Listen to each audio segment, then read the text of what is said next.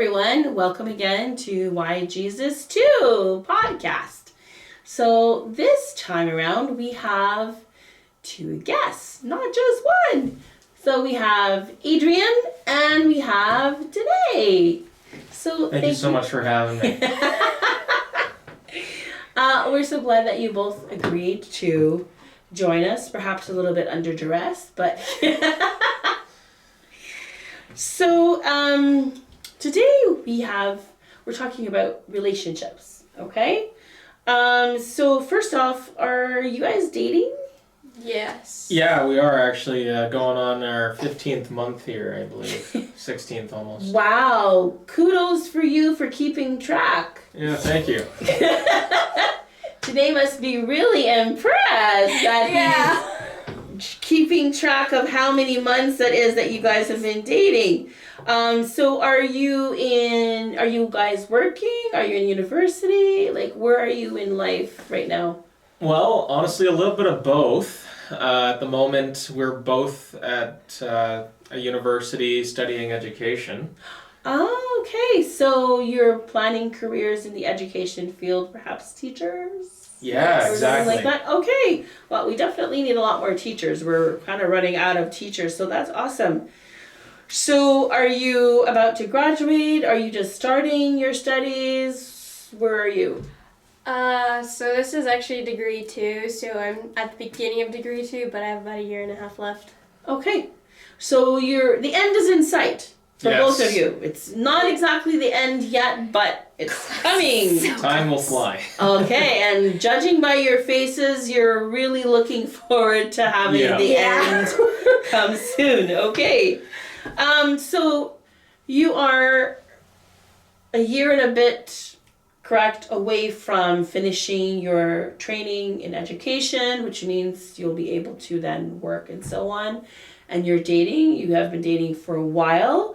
Could you give us a little background? How is it that how did you get together in the first place? I'll let you tell that one. All right, yeah, so it all began not this past summer, but the summer before that at a summer work program where Danae and I both worked. And, at the beginning it was like, I don't think it was on either of our radars at the very beginning. And it definitely wasn't on mine For a long time. for a while. But, not only is there the close proximity there, but also just getting to know her like on an out of work basis, as she was one of my very close friends that summer, and getting to painting a more full picture of the kind of person that she is and what she stands for. So after that and getting that opportunity, in September after school had started, I finally worked up the courage to ask her out, and the rest is history. Okay. So you were friends first? Yeah. And Definitely. then co-workers, and then that transformed into what you have now, Yes. right? Yeah. So a romantic relationship, Yes. okay? What would you say is the role that Jesus has played in that relationship? Navigating from, friendship to co-workers and now boyfriend and girlfriend. I think the biggest thing is that, like, when we were friends, we talked a lot about, like, stuff that we wanted in, like, our future relationship. Like, even the biggest value of, like, a lot of people date and they don't have the ultimate expectation that they're going to get married. And that's the biggest thing that we had when we were talking about, like, what we were looking for. And for us, like, we're not dating to just, date around and live life, whatever. We were dating with the intention of eventually marrying the person that we're dating, and like that's a really big thing. And on top of that, like some of the values that we hold, like in our relationship, we have an honesty policy. Like there are no secrets whatsoever, and it helps to reduce a lot of issues that come up. And we're very quick to if we have to call one another out, then we do it. But it's also just out of love and appreciation for the person, and we want to see them succeed. Okay. Mm-hmm. And I think you also make a point of having worship together as a couple. Mm-hmm. So from what I'm hearing, Jesus is central to your relationship. And he was central in your friendship, but also in your personal life, and central to being co-workers because the jobs you were doing involved, Jesus as well. And then now he's central to your romantic relationship. And it seems like the relationship is going towards the altar, I would say. Yeah, I mean, as Danae was saying earlier, that was like the both of our end goal. But I do want to be clear that, like for those listeners out there who might be going through a similar type of situation, you're thinking, I'm in this relationship now and the ultimate goal is marriage, so I need to get to that goal. But it shouldn't be like, I need to get married, so this is the person, now that I'm dating, I need to get married to them. It should be a goal, but it shouldn't be a requirement.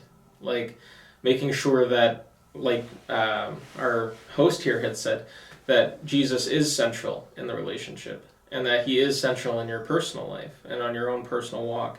Because if he is central, then you will know, because he will make it all come together for his plan. But if it isn't a part of his plan, then he will also show you that. And it might be a hard pill to swallow, but making sure that we're right with Jesus should be the number one priority. But I mean, with Danae, everything's been gravy. So what can I say? I was blessed, and was. Now, currently I'm blessed as well. And I am seeing no reason for anything to not go according to our original goal. Mm-hmm. It's an important point that you were making about, how, a lot of times when people date, their ultimate goal might be marriage, and they think that they have to make the person they're dating fit into the marriage thing. But as you also pointed out, it's important to have a relationship with Jesus and to be listening, because if the person you're dating is not marriage material, right? If there are things that are going to crop up later on, it's important for people to understand that beforehand, correct?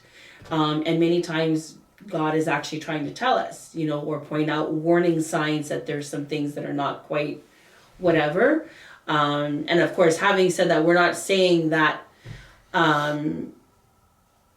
God is going to give us somebody who's perfect, who doesn't make mistakes, or who doesn't. That's not what we're talking about. We're talking about signs that could indicate some other issues that might come up, and may sometimes even be danger signs, that something is really wrong and that you really shouldn't be in a relationship with that person. So it's really important to keep God central to that relationship.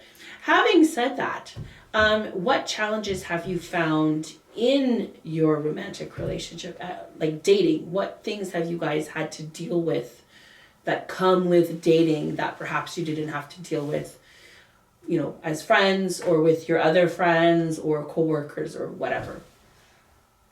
I think one of the biggest stereotypes is if people see you walking, even before we were dating, people used to see us walking and they would assume that we were always dating.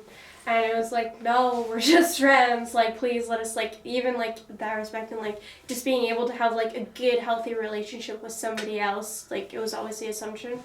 I think one of the biggest things for us is remembering to hold each other accountable in our pursuit of our relationship individually with God, because then that will also pool into our relationship with each other and help us to see things. I think one of the other things is just my brain stopped Englishing. Yeah, definitely. I agree with that. Everyone's always going to have an opinion of your relationship, but there should only be, you shouldn't worry about every single person's opinion. But an issue that has come up, at least that I've seen with my end, is proper time management and making sure that you are not only taking care of all the academics and your spiritual life, that's a big one, and your own personal family, because you're coming from different families, and you got to manage that time, and also making time for the relationship so that it has time to grow as well. If you aren't able to give a healthy amount of time to all of those facets, eventually some of them are going to suffer. So it's finding that balance, really. And a big part of that, again, is prayer. God will show you. He will give you exactly what you need and how you need to work it in order to keep those relationships flourishing. So. I think another thing that I would say is English is slipping my brain. Another big thing is just making sure that you're inputting to yourself just as much as you're putting into everybody else. If you're not doing that, it's gonna show through.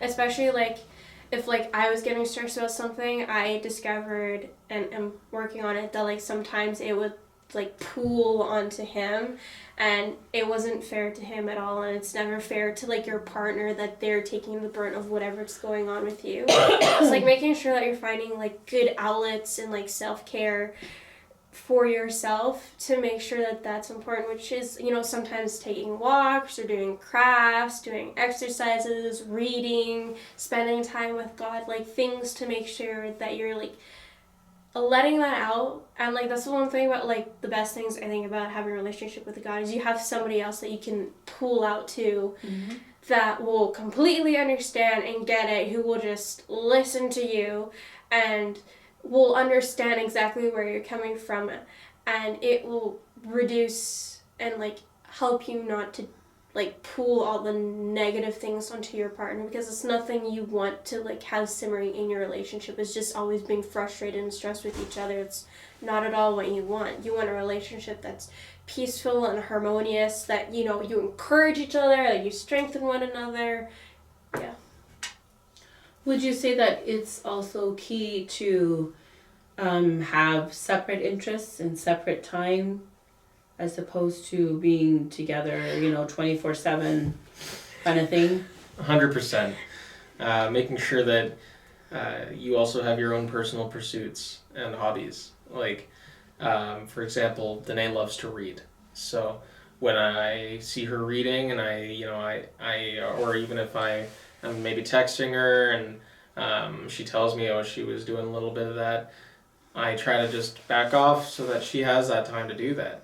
Because it's important to have those personal things that make you, because if you lose that individuality, then you start to lose this, and it's going to sound redundant, but you're going to lose what makes you. And that definitely is unhealthy.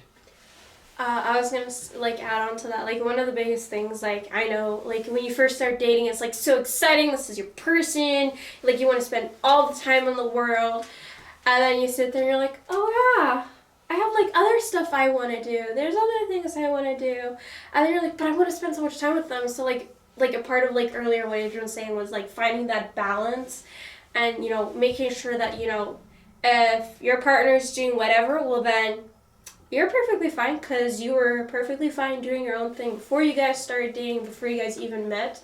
So, I think another thing into your relationship is that you should not be pulling away pieces or layers of who each other are because you want to be so immersed. You should still be two individual people in a shared committed relationship. So making sure that you're spending time doing your own things, spending time with your own friends, doing your own activities, going out for adventures if you want to by yourself, or whatever it is that's niche to you, make sure you're still like, growing that and harnessing that part of you. Okay. It's very important that, people maintain their own identity, and that they have space, space to grow, space to express themselves and their personalities and so on. Definitely some good advice there. Thank you very much for sharing that with us. Going forward, any thoughts or piece of advice that you'd like to give people who are either considering dating somebody, or who maybe are thinking, I can't do college or university and a relationship at this time, my focus is solely on, school or grades or whatever. What advice would you like to share with them? Do you want to? Sure. I'd say the biggest thing, always make your priority God. Like, no matter what, no matter like how tired you are, if you feel like you don't have enough hours in the day, get up earlier. It'll suck, especially if you have like early classes, just get up earlier. Like, make it your routine that is God's designated time with you. It doesn't matter what happens, God always gets that part. Like, he should always get the start of your morning and the end of your day. That is how you should always do it. Rise up with God, go to bed with God. And that will strengthen, when possible relationships come around, or a future person where you're like, I think so, but I'm not too sure. That's when you can like really lean to your relationship with God and be like, okay, this is what I'm thinking, this is what I'm seeing. I don't know. Is this the person for me? Is this the person who's going to be part of your plan? Like, how are they going to be part of your plan for me? And, but like, don't rush into it. Just take the time to get to know them. Take the time to be friends with them and learn their quirks and who they are. And if you see green flags, take them. If you see red flags, take them. Notice those things about them, especially, things that you value. Like, if for you, family is very important. See how they interact with family members that they have around them. Or if having a relationship with God's really important to them, then, or to you, make sure that that's what you're seeing implemented throughout their life, like how they interact with you or other people, what they're doing on their own time, like those things. Any piece of advice, Adrian? Yeah, I mean, there's definitely no rush. If you're in college and you're having like worry, like you shouldn't even be a worry, if you're having any adverse thoughts about it, then you probably just shouldn't, to be perfectly honest. But, if you're getting close to someone and you're thinking about maybe asking them out, pray about it a lot first. Before I asked Danae out, I prayed about it a lot. And I was actually surprised to find out that before I had even done that, she had been doing her own praying about it. And that just even like, whoa, that was like, it's even more solidified. She made like a 50-page pros and cons list. And it was mostly pros, so I felt really good about myself. But it's making sure that, if it's God's plan, it'll run like butter. And, so there won't be any stress, there won't be any worry at first, when it comes to that part. Like, there will definitely be issues and you'll go through trials and stuff. But if you keep God central in that, then He will always give you the strength to overcome and to surpass any of those trials that you might be going through. But, obviously academics should be your number one priority, as well as spirituality, and making sure that before you go looking for a partner for your future, you are preparing that future for your partner. Well, thank you so much for sharing a lot of good advice, a lot of practical advice that you've shared with us, by showing us how you've navigated your relationship, how it began, and how you're maintaining it. We hope that everything works out for both of you. We pray for your future, that you will continue to keep Jesus central in your relationship as you go forward, and of course as you finish your studies. And to our listeners, we hope that this has given you perhaps some food for thought, perhaps some solutions, or an idea for how to navigate relationships in your own life, remember that Jesus is key and he's crucial to every aspect of your life. So we hope that God will bless you and keep you. And until we see each other next month on Why Jesus 2 podcast. Thank you. Bye.